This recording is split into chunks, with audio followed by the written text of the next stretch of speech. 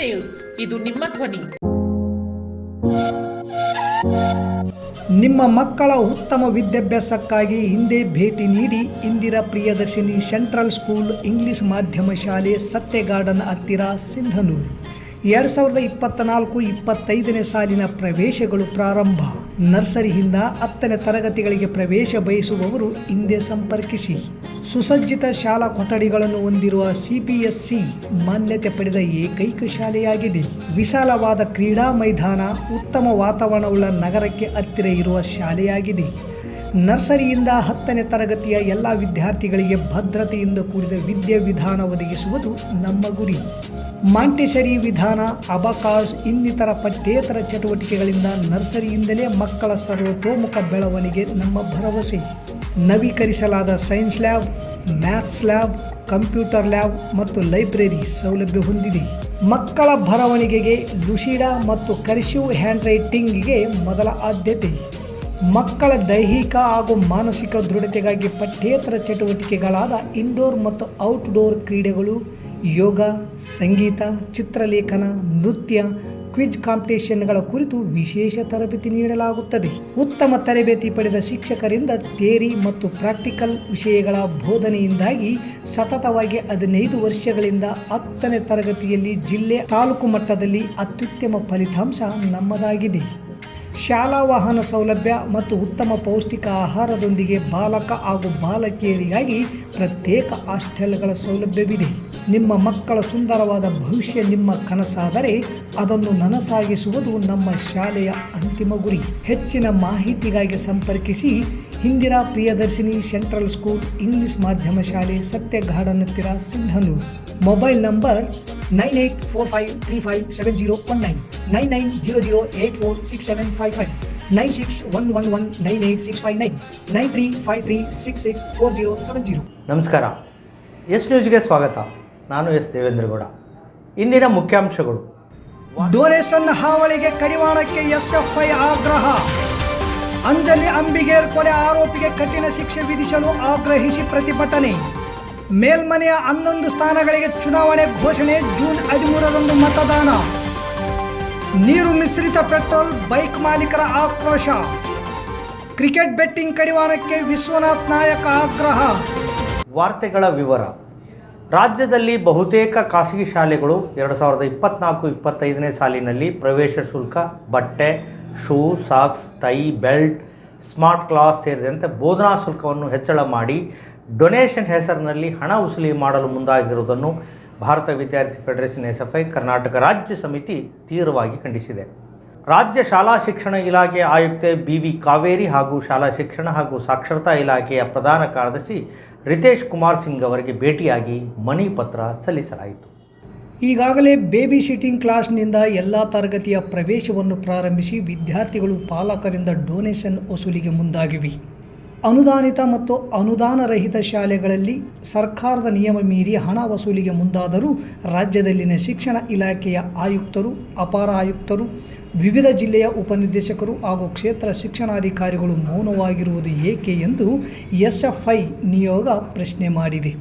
ಸರ್ಕಾರದ 1983ರ ಶಿಕ್ಷಣ ಕಾಯ್ದೆಯನ್ನು ಉಲ್ಲಂಘನೆ ಮಾಡಿ ರಾಜ್ಯದ ಬಹುತೇಕ ಶಾಲೆಗಳಲ್ಲಿ ಬಟ್ಟೆ, ಶೂ, ಸಾಕ್ಸ್, ನೋಟ್ಬುಕ್ಗಳನ್ನು ಶಾಲೆಗಳಲ್ಲಿ ಮಾರಾಟ ಮಾಡುತ್ತಿರುವುದು ಕಾನೂನು ಬಾಹಿರ ಹಾಗೂ ಶಿಕ್ಷಣ ಇಲಾಖೆಯ 1983ರ ಕಾಯ್ದೆಯನ್ನು ಸಂಪೂರ್ಣವಾಗಿ ಉಲ್ಲಂಘನೆ ಮಾಡಿರುವ ಶಾಲೆಗಳ ಮೇಲೆ ಕಠಿಣ ಕಾನೂನು ಕ್ರಮ ಜರುಗಿಸಬೇಕು ಎಂದು ಒತ್ತಾಯಿಸಲಾಗಿದೆ.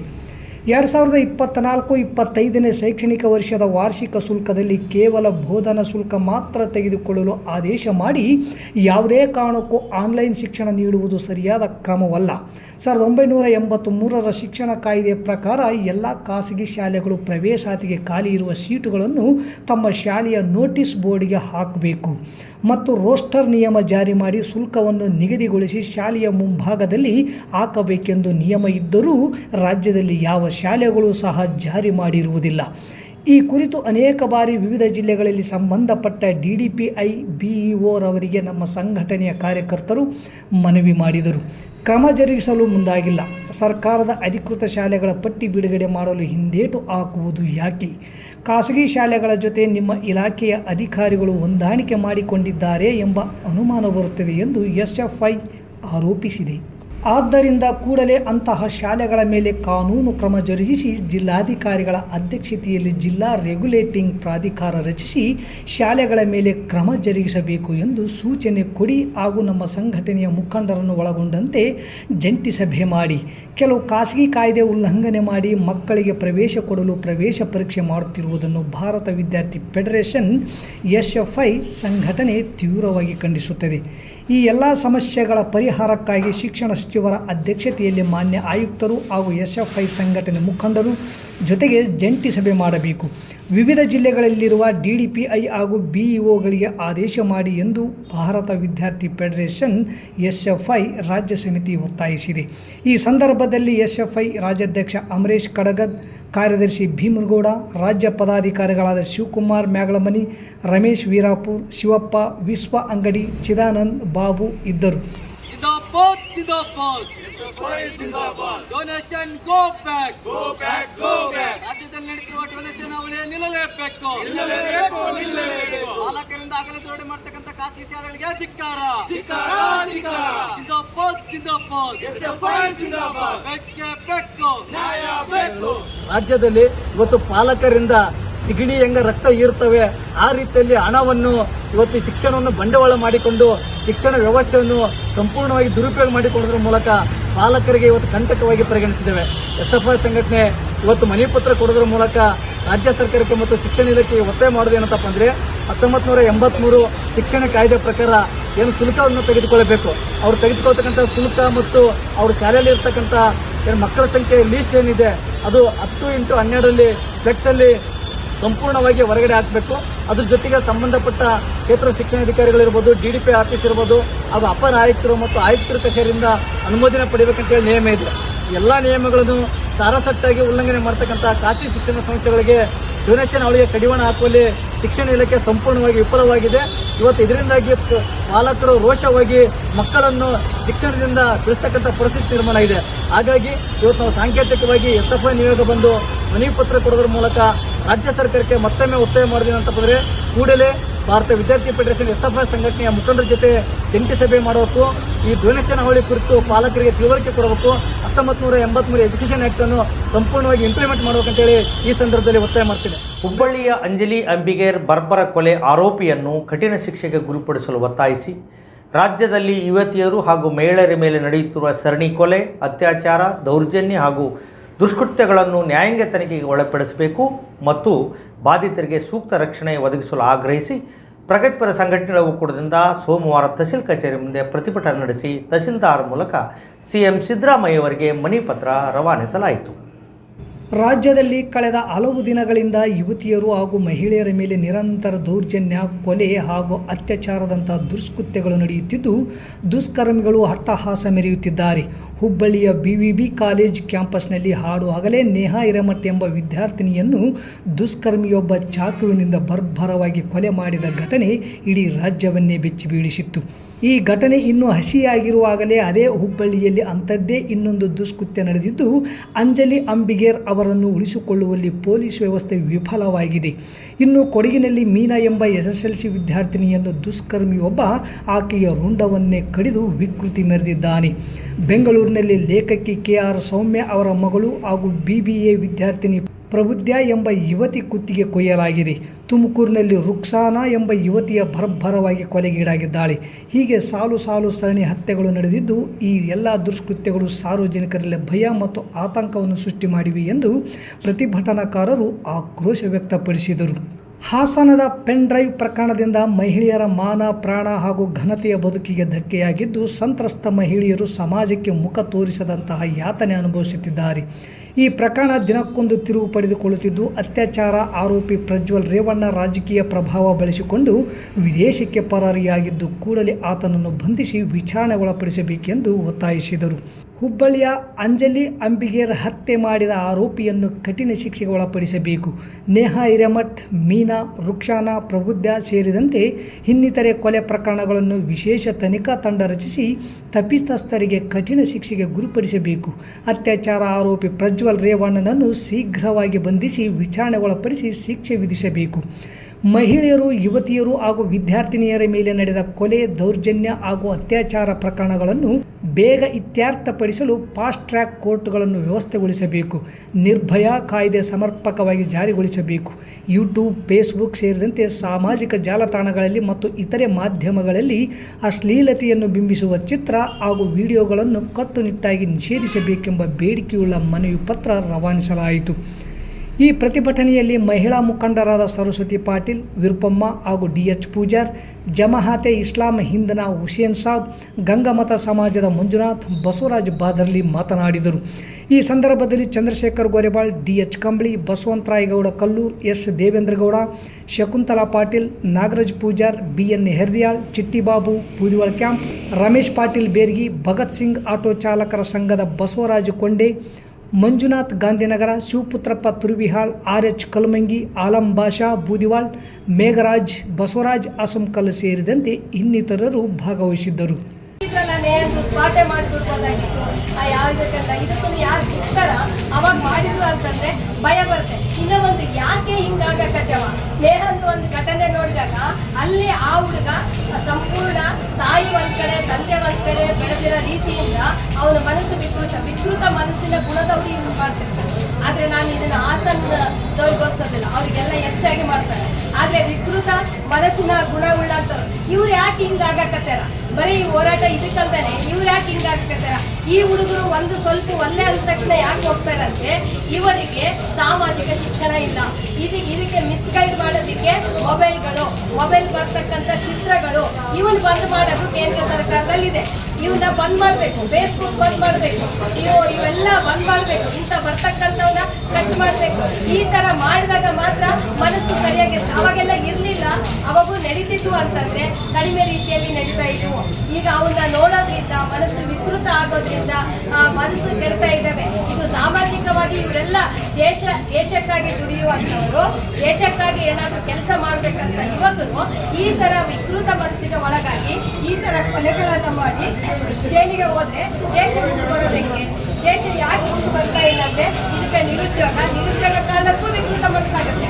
ಇವೆಲ್ಲ ಒಂದಕ್ಕೊಂದು ಲಿಂಕ್ ಇದ್ದಾರೆ.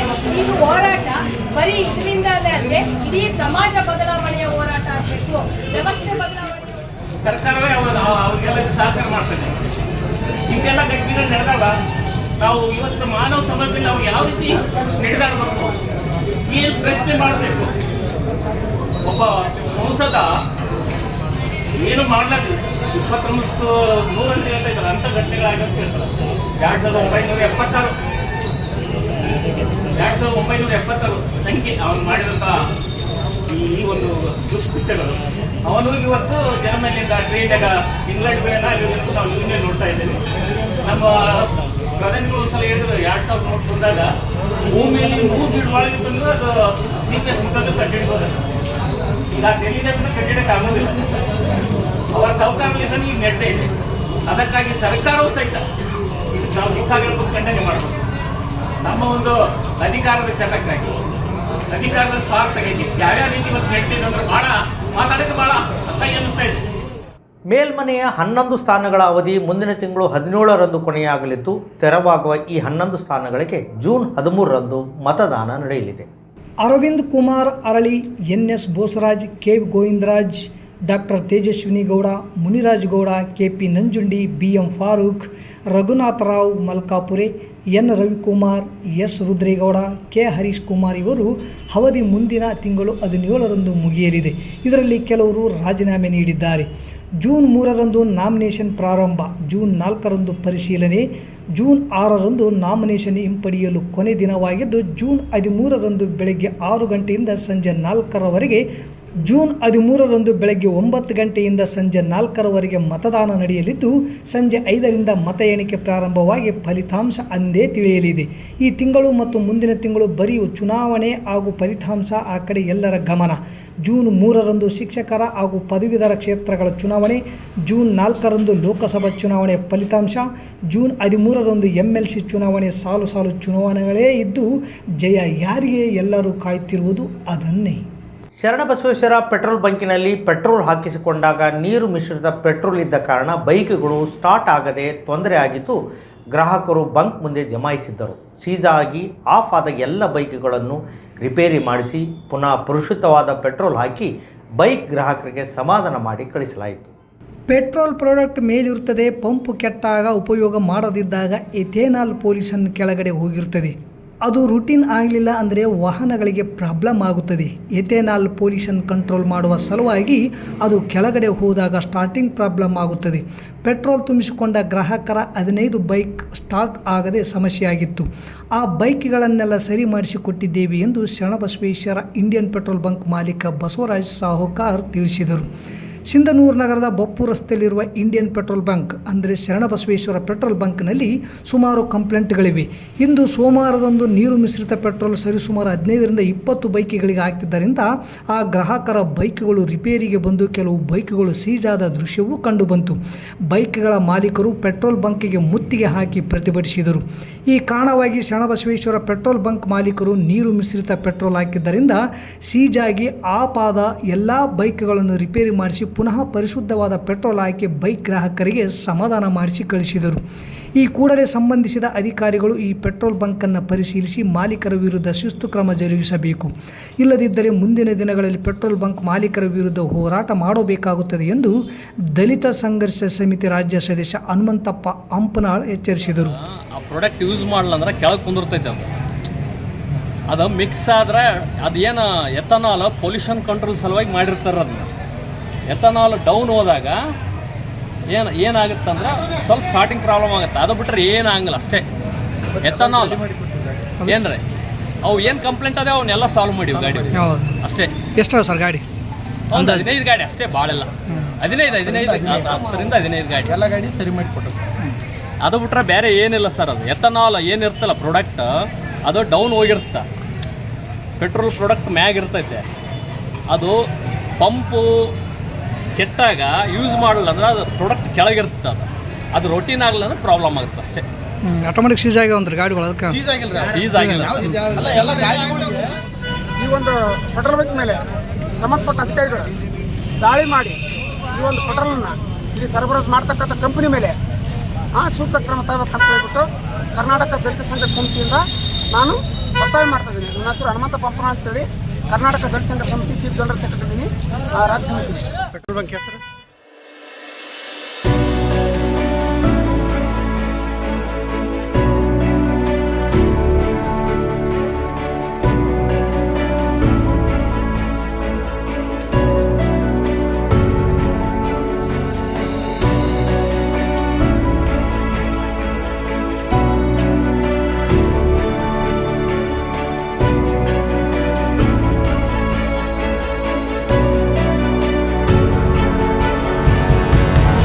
I am the principal of IQ International School. My motto is to provide our students quality of education and enhance to their physical and mental faculties up to the mark.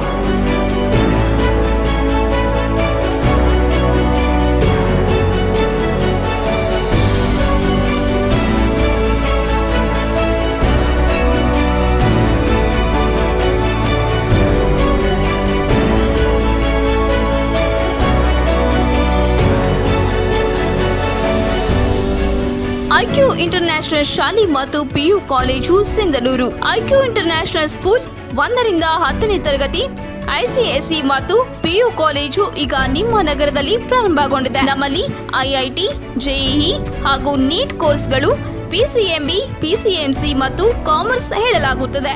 Cricket ಬೆಟ್ಟಿಂಗ್ಗೆ ಕಡಿವಾಣ ಹಾಕಬೇಕಾದ police ಇಲಾಖೆ ಪರೋಕ್ಷವಾಗಿ ಬುಕ್ಕಿಗಳ ಪರ ಇದ್ದಾರೆ ಎನ್ನುವುದು ಅನುಮಾನ ಮೂಡಿದೆ ಎಂದು ವೀರ ಮಧುಕರಿ ನಾಯಕ ಯುವ ವೇದಿಕೆಯ ತಾಲೂಕಾ ಅಧ್ಯಕ್ಷ ವಿಶ್ವನಾಥ್ ನಾಯಕ್ ಹೇಳಿದರು.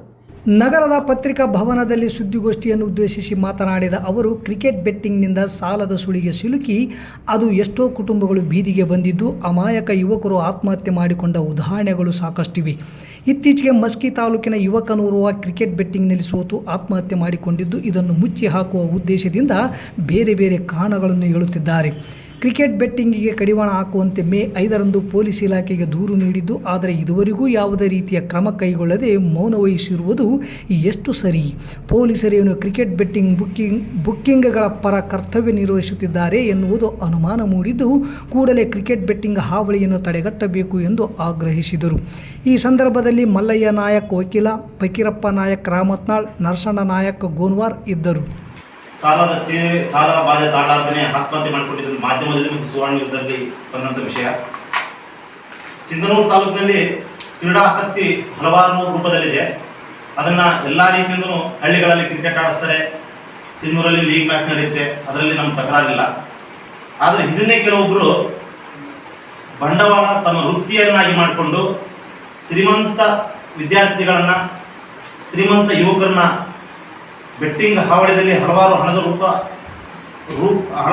ರೂಪದಲ್ಲಿ ಹಣ ಸಂಗ್ರಹ ಆಗುತ್ತನ್ನೋ ಆಸೆ ತೋರಿಸಿ ಕೆಲವೊಂದು ವ್ಯಕ್ತಿಗಳು ಸುಮಾರು 5 ವರ್ಷದಿಂದ ಚಿತ್ರಸುದ್ದಿಗಳು. ಜವಳಗೇರದಲ್ಲಿ ರಾಯಚೂರು ಸಿಂಧನೂರು ಬಸ್ಸುಗಳು ನಿಲ್ಲಿಸದೆ ತಡೆರಹಿತ ಮಾಡುವುದರಿಂದ ಪ್ರತಿದಿನ ಶಾಲೆ ಕಾಲೇಜು ವಿದ್ಯಾರ್ಥಿಗಳಿಗೆ ಮತ್ತು ಸ್ಥಳೀಯವಾಗಿ ಅವಶ್ಯ ಕೆಲಸಗಳಿಗೆ ಜನರು ಓಡಾಟಕ್ಕೆ ತುಂಬ ತೊಂದರೆಯಾಗುತ್ತಿದ್ದು, ಜವಳಗೇರದಲ್ಲಿ ಎಲ್ಲ ಬಸ್ಗಳ ನಿಲ್ದಾಣಕ್ಕೆ ಆಗ್ರಹಿಸಿ ಇಂದು ಬೆಳಗ್ಗೆ 10 ಗಂಟೆಯಿಂದ 11 ಗಂಟೆಯವರೆಗೆ ಸುಮಾರು 1 ತಾಸು ಗಂಟೆಗಳ ಕಾಲ ಗ್ರಾಮಸ್ಥರು ರಸ್ತೆ ತಡೆ ನಡೆಸಿದರು. ಅದರ ಪರಿಣಾಮವಾಗಿ ನೂರಾರು ಬಸ್ಸುಗಳು ಓಡಾಟಕ್ಕೆ ಅನಾನುಕೂಲವಾಗಿ ದೂರದ ಊರುಗಳಿಗೆ ಪ್ರಯಾಣ ಮಾಡುವವರಿಗೆ ತುಂಬ ಸಮಸ್ಯೆ ಎದುರಿಸಿದರು. ಕೊನೆಗೆ ಪೊಲೀಸ್ ಅಧಿಕಾರಿಗಳು ಮಧ್ಯಪ್ರವೇಶಿಸಿ ರಸ್ತೆ ತಡೆ ಚಳವಳಿ ತೆರವುಗೊಳಿಸಿದರು. ನಿನ್ನೆ ಸಂಜೆ ಸುರಿದ ಮಳೆಗೆ ಹೌಸಿಂಗ್ ಬೋರ್ಡ್ ಕಾಲೋನಿ ನೀರುಮಯ. ಇದು ಕುಷ್ಟಗಿ ರಸ್ತೆಯಲ್ಲಿರುವ ಹೌಸಿಂಗ್ ಬೋರ್ಡ್ ಮನೆಗಳ ಮುಂದೆ ಹಿಂದೆ ಎಲ್ಲ ಕಡೆ ನೀರು ತುಂಬಿಕೊಂಡಿದೆ. ಪ್ರತಿಷ್ಠರು ವಾಸಿಸುವ ಕಾಲೋನಿ ಇದು. ಹೀಗಿದ್ದರೆ ಉಳಿದ ಓಣಿಗಳ ಪಾಡೇನು? ಮನೆಯೊಳಗೆ ನೀರು ನುಗ್ಗದಂತೆ ಬಾಗಿಲಿಗೆ ಸಿಮೆಂಟ್ ಅಡ್ಡಗೋಡೆ ಕಟ್ಟಲಾಗಿದೆ. ರಸ್ತೆ ನೀರುಮಯವಾಗಿದೆ. ಎಲ್ಲದಕ್ಕೂ ಕಾರಣ ಸರಿಯಾದ ಗಟಾರ ವ್ಯವಸ್ಥೆ ಇಲ್ಲದಿರುವುದು. ಯಾಕಿಲ್ಲ? ಇದಕ್ಕೆ ಮಾಲೀಕರು ಹಾಗೂ ಸಂಬಂಧಿಸಿದ ಅಧಿಕಾರಿಗಳು ಕಾರಣ. ಸಿಂಧನೂರು ಕುಷ್ಟಗಿ ರಸ್ತೆ ಈ ಸೋಮವಾರವೂ ಟ್ರಾಫಿಕ್ ಜಾಮು. ಹೋದ ಸೋಮವಾರ ಕೂಡ ಟ್ರಾಫಿಕ್ ಜಾಮ್ ಆಗಿ ಸುಮಾರು ಗಂಟೆಗಳ ಕಾಲ ರಸ್ತೆ ಉದ್ದಗಲಕ್ಕೂ ವಾಹನ ನಿಂತಿರುವುದನ್ನು ಸುದ್ದಿ ಮಾಡಲಾಗಿತ್ತು. ಈ ವಾರವೂ ಕೂಡ ಟ್ರಾಫಿಕ್ ಜಾಮ್ ಆದ ಬಗ್ಗೆ ವಾಹನ ಸವಾರರು ಎಸ್ ನ್ಯೂಸ್ಗೆ ವಿಡಿಯೋ ಕಳಿಸುವ ಮೂಲಕ ಸಂಬಂಧಿಸಿದ ಅಧಿಕಾರಿಗಳಿಗೆ ತಿಳಿಸುವ ಕೆಲಸ ಮಾಡಿ ಎಂದು ವಿನಂತಿಸಿದರು. ಯಾಕೆ ಹೀಗೆ? ಟ್ರಾಫಿಕ್ ಪೊಲೀಸರೇ ಉತ್ತರ ನೀಡಬೇಕು. ಕುರಿ ಸಂತೆಗೆ ಬಂದ ವಾಹನಗಳನ್ನು ಸರಿಯಾಗಿ ಪಾರ್ಕಿಂಗ್ ಮಾಡದೇ ಇರುವುದು ಕಾರಣ ಇರಬಹುದಾ? ಈ ಕಡೆ ಟ್ರಾಫಿಕ್ ಪೊಲೀಸರ ಗಮನ ಹರಿಸಲಿ ಎನ್ನುವುದು ನಮ್ಮ ಅನಿಸಿಕೆ. ಮತ್ತೊಮ್ಮೆ ಮುಖ್ಯಾಂಶಗಳು. ಡೊನೇಷನ್ ಹಾವಳಿಗೆ ಕಡಿವಾಣಕ್ಕೆ ಎಸ್ಎಫ್ಐ ಆಗ್ರಹ.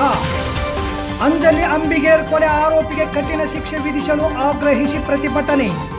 ಮೇಲ್ಮನೆಯ 11 ಸ್ಥಾನಗಳಿಗೆ ಚುನಾವಣೆ ಘೋಷಣೆ. ಜೂನ್ 13ರಂದು ಮತದಾನ. ನೀರು ಮಿಶ್ರಿತ ಪೆಟ್ರೋಲ್ ಬೈಕ್ ಮಾಲೀಕರ ಆಕ್ರೋಶ. ಕ್ರಿಕೆಟ್ ಬೆಟ್ಟಿಂಗ್ ಕಡಿವಾಣಕ್ಕೆ ವಿಶ್ವನಾಥ್ ನಾಯಕ ಆಗ್ರಹ. ಇಲ್ಲಿಗೆ ವಾರ್ತಾ ಪ್ರಸಾರ ಮುಕ್ತಾಯವಾಯಿತು. ನಿರಂತರ ಸುದ್ದಿಗಾಗಿ ವೀಕ್ಷಿಸಿ ಎಸ್ ನ್ಯೂಸ್. ಇದು ನಿಮ್ಮ ಧ್ವನಿ. ನಮಸ್ಕಾರ.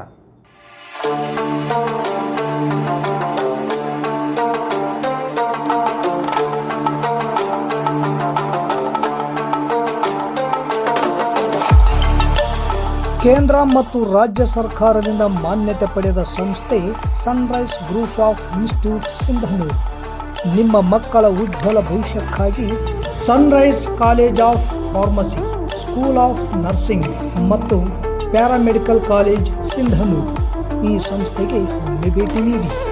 ಈ ಸಂಸ್ಥೆಯಲ್ಲಿರುವ ಕೋರ್ಸ್ಗಳು ಬಿ ಫಾರ್ಮಸಿ ವಿದ್ಯಾರ್ಹತೆ PUC ಮತ್ತು ಸೈನ್ಸ್ ಪಾಸ್ ಅವಧಿ 2 ವರ್ಷ, ನರ್ಸಿಂಗ್ GNM PUC ಕಲಾ ವಿಜ್ಞಾನ ವಾಣಿಜ್ಯ ಪಾಸ್ ಅವಧಿ 3 ವರ್ಷ, ಪ್ಯಾರಾಮೆಡಿಕಲ್ DMLT ಮತ್ತು DHI ವಿದ್ಯಾರ್ಹತೆ SSLC ಅಥವಾ PUC ವಿಜ್ಞಾನ ಅವಧಿ 3 ವರ್ಷ. ಸಂಸ್ಥೆಯ ವಿಶೇಷತೆಗಳು: ಅನುಭವಿ ಉಪನ್ಯಾಸಕರಿಂದ ಬೋಧನೆ, ಪ್ರತಿ ಶನಿವಾರ ತಜ್ಞ ವೈದ್ಯರಿಂದ ವಿಶೇಷ ಉಪನ್ಯಾಸ, ಸುಸಜ್ಜಿತ ಕಟ್ಟಡ, ಸ್ಮಾರ್ಟ್ ಕ್ಲಾಸಸ್, CC ಕ್ಯಾಮೆರಾ ಅಳವಡಿಕೆ, ವಿದ್ಯಾರ್ಥಿಗಳಿಗಾಗಿ ಕಲಿಕಾ ಅನುಭವಕ್ಕಾಗಿ ಸಿಂಧನೂರು ಹಾಗೂ ವಿವಿಧ ನಗರದ ಸಿಂಧನೂರು ಹಾಗೂ ವಿವಿಧ ನಗರದ ವೈದ್ಯರಿಂದ ಉಚಿತ ಆರೋಗ್ಯ ತಪಾಸಣಾ ಶಿಬಿರದ ಮೂಲಕ ವಿದ್ಯಾರ್ಥಿಗಳಿಗೆ ವಿಶೇಷ ಕಲಿಕಾನುಭವ. ಪ್ರವೇಶಕ್ಕಾಗಿ ಹಿಂದೆ ಭೇಟಿ ನೀಡಿ. ಇರ್ಫಾನ್ ಕೆ ಅಧ್ಯಕ್ಷರು, Sunrise group of institute, Renuka Yellamma ದೇವಸ್ಥಾನದ ಹತ್ತಿರ, ವಾಸವಿ ಗುಡಿ ಎದುರುಗಡೆ, ರಾಯಚೂರು ರಸ್ತೆ, ಸಿಂಧನೂರು. Pin number 514728. ದೂರವಾಣಿ ಸಂಖ್ಯೆ 8197143588 9036731385. ಹಿಂದೆ ಭೇಟಿ ನೀಡಿ. ನಿಮ್ಮ ಮಕ್ಕಳ ಉಜ್ವಲ ಭವಿಷ್ಯಕ್ಕಾಗಿ ಕೇಂದ್ರ ಮತ್ತು ರಾಜ್ಯ ಸರ್ಕಾರದಿಂದ ಮಾನ್ಯತೆ ಪಡೆದ ಸಂಸ್ಥೆ Sunrise group of institute, Sindhanur.